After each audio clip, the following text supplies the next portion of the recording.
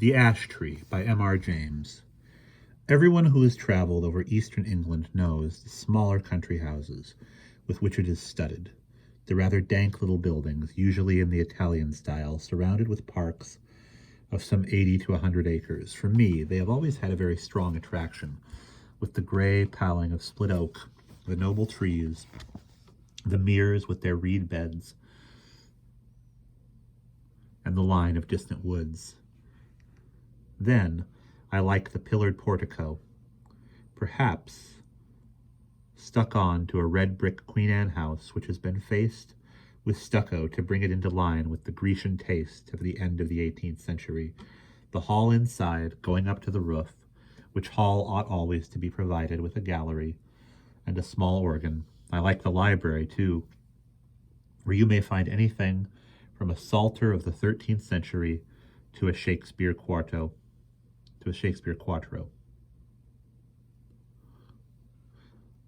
I like the pictures, of course, and perhaps most of all, I like fancying what life in such a house was when it was first built, and in the piping times of landlord's prosperity, and not least now, when if money is not so plentiful, taste is more varied, and life quite as interesting. I wish to have one of these houses and enough money to keep it together and entertain my friends in it modestly. But this is a digression. I have to tell you of a curious series of events which happened in such a house, as I have tried to describe. It is Castringham Hall, in Suffolk. I think a good deal has been done to the building since the period of my story, but the essential features I have sketched are still there. Italian portico, square block of white house, older inside than out, park with fringe of woods and mere. The one feature that marked out the house from a score of others is gone. As you looked at it from the park, you saw on the right a great old ash tree growing within half a dozen yards of the wall, and almost or quite touching the building with its branches.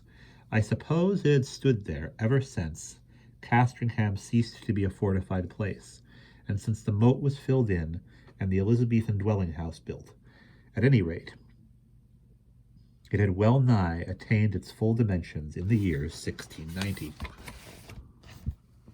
In that year, in the district in which the hall is situated, was the scene of a number of witch trials. It will be long, I think, before we arrive at a just estimate of the amount of solid reason, if there was any, which lay at the root of the universal fear of witches in old times. Whether the persons accused of this offense really did imagine that they were possessed of unusual powers of any kind, or whether they had the will at least, if not the power, of doing mischief to their neighbors, or whether all the confessions, of which there are so many, were extorted by the mere cruelty of the witch-finders, these are questions which are not, I fancy, yet solved, and the present narrative gives me pause. I cannot altogether sweep it away as mere invention. The reader must judge for himself. Castringham contributed a victim to the auto da fe. Mrs. Mothersole was her name, and she differed from the ordinary run of village witches only in being rather better off, and in a more influential position. Efforts were made to save her by several reputable farmers of the parish. They did their best to testify to her character and showed considerable anxiety as to the verdict of the jury.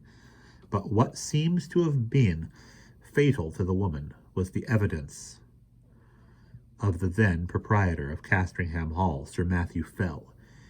He deposed of having watched her on 3 different occasions from his window at the full of the moon, gathering sprigs from the ash tree near my house. She had climbed into the branches, clad only in her shift, and was cutting off small twigs with a particularly curved knife, and as she did so, she seemed to be talking to herself. On each occasion, Sir Matthew had done his best to capture the woman, but she had always taken alarm at some accidental noise he had made, and all he could see when he got down to the garden was a hare running across the park in the direction of the village. On the 3rd night, he had been at pains to follow at his best speed, and had gone straight to Mrs. Mothersole's house.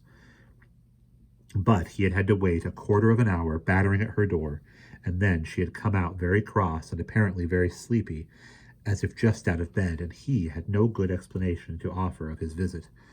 Mainly on this evidence, though there was much more of a less striking and unusual kind from other parishioners, Mrs. Mothersole was found guilty and condemned to die. She was hanged a week after the trial, with 5 or 6 more unhappy creatures, at Bury St. Edmunds. Sir Matthew Fell, then deputy sheriff, was present at the execution. It was a damp, drizzly March morning when the cart made its way up the rough grass hill outside Northgate, where the gallows stood. The other victims were apathetic or broken down with misery, but Mrs. Mothersole, as in life, so in death, of a very different temper. Her poisonous rage, as a reporter of the time puts it, did so work upon the bystanders, yea, even upon the hangman, that it was constantly affirmed that all that saw her that she presented the living aspect of a mad divil. Yet she offered no resistance to the officers of the law, only she looked upon these that laid hands upon her with so direful and venomous an aspect, as one of them afterwards assured me, the mere thought of it preyed inward upon his mind for 6 months after. However, all that she had reported to have said was the seemingly meaningless words, "There will be guests at the hall," which she repeated more than once in an undertone. Sir Matthew Fell was not unimpressed by the bearing of the woman. He had some talk upon the matter with the vicar of his parish, with whom he travelled home after the assize business was over. His evidence at trial had not been very willingly given. He was not specifically infected with the witch-finding mania, but he declared then and afterwards that he could not give any other account of the matter than that he had given, and that he could not possibly have been mistaken as to what he saw. The whole transaction had been repugnant to him, for he was a man who liked to be on pleasant terms with those about him, but he saw a duty to be done in this business, and he had done it. That seems to have been the gist of his sentiments, and the vicar applauded it, as any reasonable man must have done. A few weeks after, when the moon of May was at full, vicar and squire met again in the park, and walked to the hall together. Lady Fell was with her mother, who was dangerously ill, and Sir Matthew was alone at home, so the vicar, Mr. Crome, was easily persuaded to take a late supper at the hall. Sir Matthew was not very good company this evening. The talk ran chiefly on family and parish matters, and, as luck would have it, Sir Matthew made a memorandum in writing of certain wishes or intentions of his regarding his estates, which afterward proved exceedingly useful. When Mr. Crome thought of starting for home after 9:30, Sir Matthew and he took a preliminary turn on the gravelled walk at the back of the house. The only incident that struck Mr. Crome was this. They were in sight of the ash tree which I described as growing near the windows of the building, when Sir Matthew stopped and said, "What is it that runs up and down the stem of the ash? It is never a squirrel. They will all be in their nests by now." The vicar looked and saw the moving creature, but he could make nothing of its color in the moonlight. The sharp outline, however, seen for an instant, was imprinted on his brain, and he could have sworn, though it sounds foolish, that, squirrel or not, it had more than 4 legs. Still, not much was to be made of the momentary vision, and the 2 men parted. They may have met since then, but it was not for a score of years. Next day Sir Matthew Fell was not downstairs at 6 in the morning, as was his custom, nor at 7, nor yet at 8. Hereupon the servants went and knocked at his chamber door. I need not prolong the description of their anxious listenings and renewed batterings on the panels. The door was opened at last from the outside, and they found their master dead and black. So much you have guessed. That there were any marks of violence did not at any moment appear, but the window was open. One of the men who went to fetch the parson, and then by his directions rode on to give notice to the coroner, Mr. Crome himself went as quick as he might to the hall, and was shown to the room where the dead man lay. He had left some notes among his papers, which show how genuine a respect and sorrow he felt for Sir Matthew. And there was also this passage, which I transcribe for the sake of the light it throws upon the course of events, and also upon the common beliefs of the time. There was not any the least trace of entrance having been forced to the chamber, But the casement stood open, as my poor friend would always have it in this season. He had his evening drink of small ale in a silver vessel of about a pint measure, and tonight he had not drunk it out. This drink was examined by the physician from Bury, Mr. Hodgkins, who could not, however, as he afterwards declared upon his oath before the coroner's quest, discover that any matter of a venomous kind was present in it, for, as was natural in the great swelling and blackness of the corpse, there was talk made among the neighbors of poison. The body was very much disordered, as it lay in the bed, being twisted after so extreme a sort as to give too probable conjecture that my worthy friend and patron had expired in great pain and agony. And what is as yet unexplained, and to myself the argument of some horrid and awful design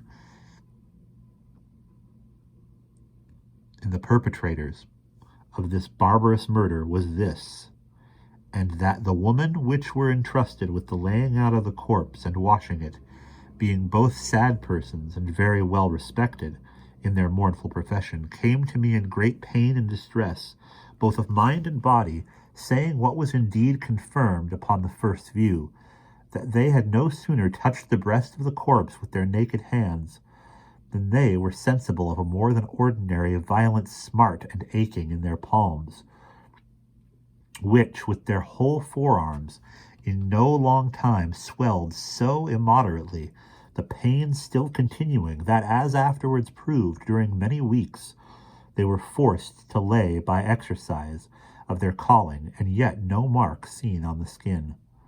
Upon hearing this, I sent for the physician, who was still in the house, and we made as careful a proof as we were able, by the help of a small magnifying lens of crystal, of the condition of the skin on this part of the body, but could not detect with the instrument we had any matter of importance beyond a couple of small punctures or pricks, which we then concluded were the spots by which the poison might be introduced, remembering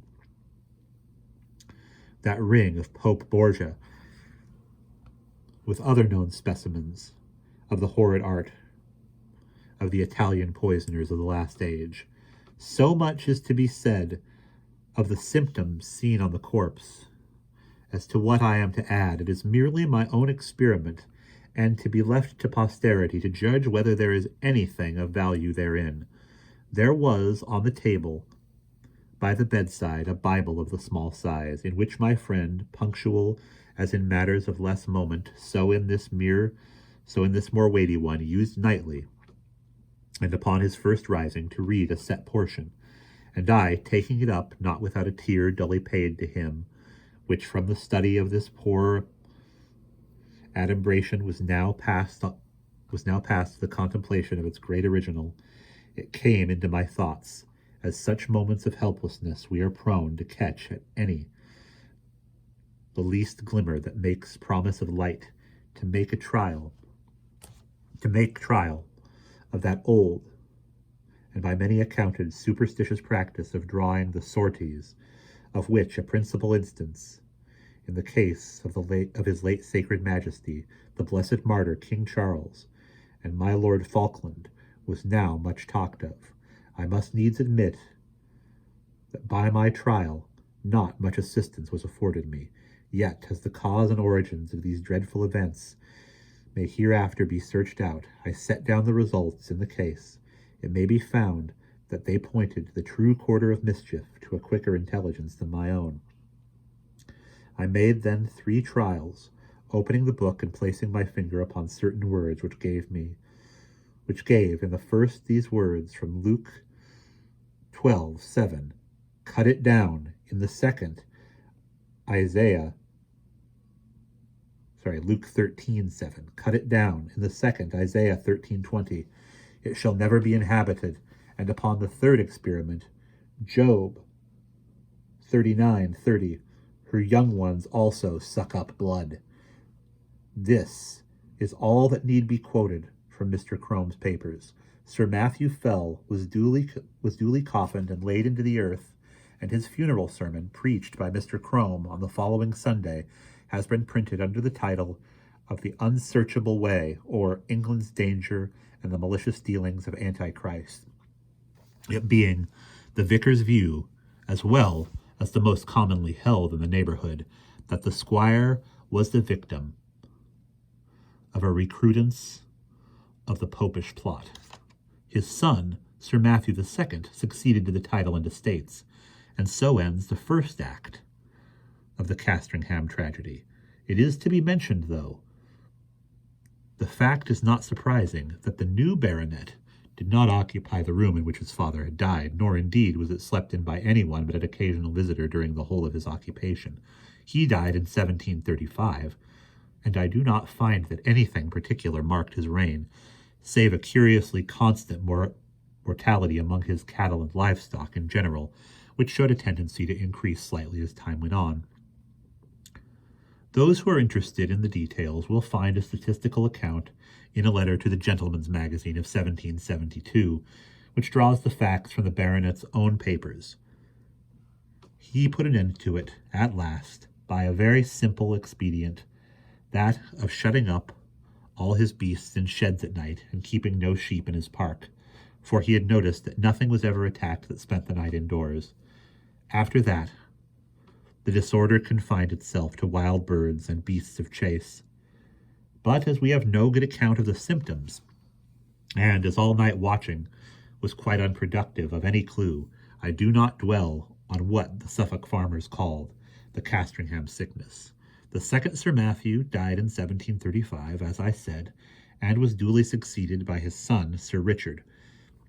It was in his time that the great family pew was built out on the north side of the parish church. So large were the squire's ideas that several of the graves on that unhallowed side of the building had to be disturbed to satisfy his requirements.